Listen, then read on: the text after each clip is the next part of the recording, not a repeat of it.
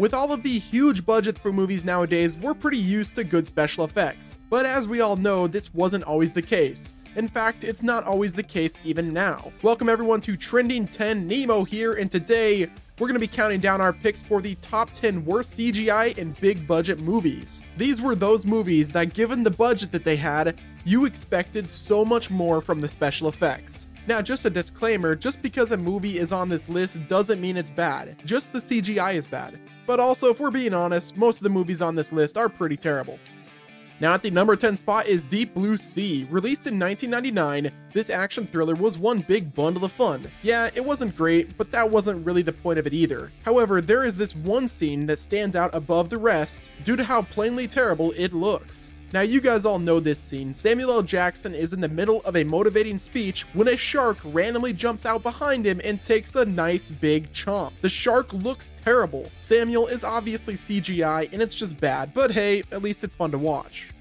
Now moving down the list at the number 9 spot is the Twilight Saga Breaking Dawn Part 2. If there's one thing that everyone remembers from this movie, it's that horrible CGI, baby. Holy crap, this thing is fake. Now this movie is obviously the last of the Twilight movies, thank God. This one finally revealed the baby of Bella and Edward. But when we saw it, I'm pretty sure we were all scratching our heads, or maybe laughing. The studios decided to CGI the baby in order to make it look like the two actors, which wouldn't be a big deal if it didn't look like the fakest thing in the entire series. With such a popular series like Twilight, you would think they could have afforded to get a real baby, and for that reason, it takes our number 9 spot on this list.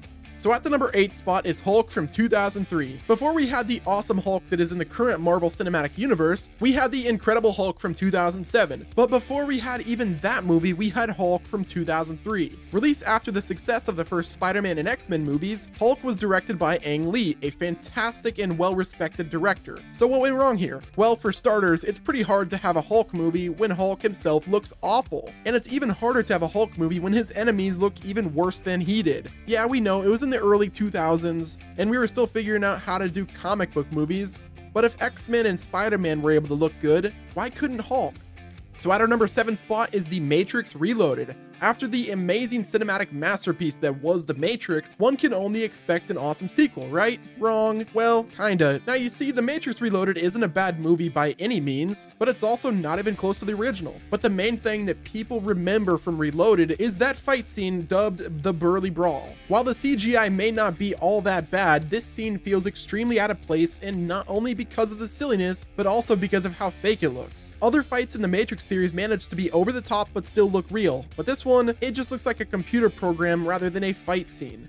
At our number 6 spot is The Mummy Returns. With the atrocious 2017 reboot of the series, many have gone back to rewatch the classic Mummy movies with Brendan Fraser. Sure, they're not great movies, but they're still wildly entertaining. But they're not so much when you get to The Mummy Returns. While the original Mummy movies had pretty impressive special effects for the time, The Mummy Returns took 26 steps back with the fight with the Scorpion King. Seriously, this thing just looks so fake. We're not sure how the makers of this movie managed to get this through the test screenings without laughing or deciding that they should go back and rework it. Were they out of time? Money? Whatever the reason is, the Scorpion King will go down in history as one of the most hilarious bad fights ever filmed.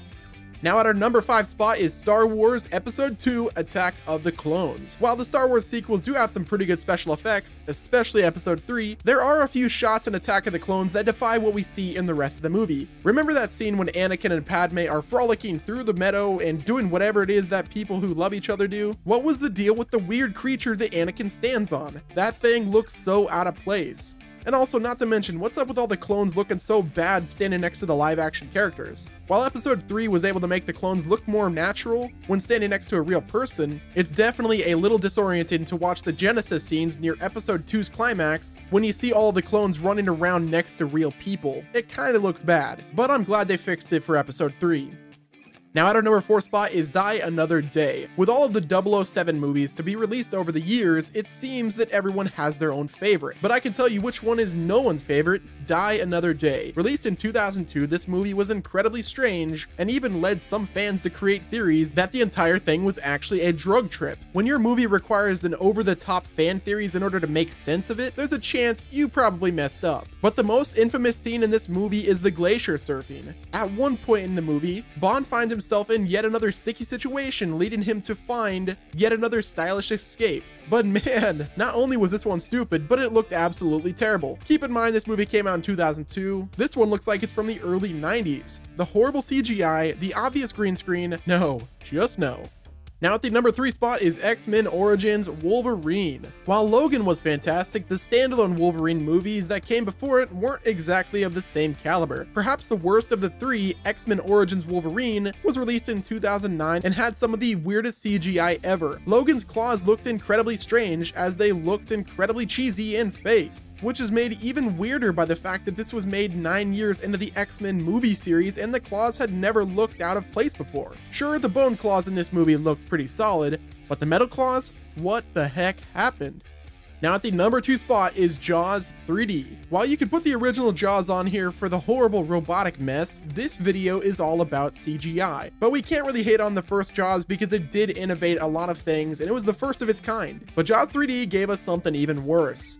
Back when 3D was first becoming a thing, plenty of horror franchises saw it as a potential to scare people in ways that they never did before. First we got Friday the 13th Part 3 in 3D, and then we got Jaws 3D. The third Jaws in the series, this one tried to get the shark to work with the new 3D lenses to make it even more terrifying. But what we got was just a hilarious mess that looked like it was done in iMovie, as the big fish just slowly slid from one side of the screen to the other. Thankfully, 3D effects have gotten much better since.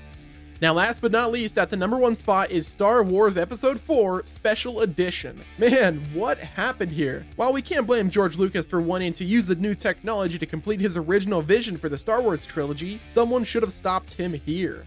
The special edition of A New Hope featured a new scene in which Han Solo has a discussion about his debts and duties with Jabba the Hutt, who is crudely animated and looks like he belongs in the Star Wars Rebels series rather than a live-action movie. While the other additions to A New Hope aren't horrible and blend pretty decently, the Jabba scene is unforgivable, especially since the Hutt gets plenty of screen time in Episode 6, and he looks way better. And that shot was in the 80s. How do you take something from the 80s and make it look even worse 20 years later? Easy. Bad CGI.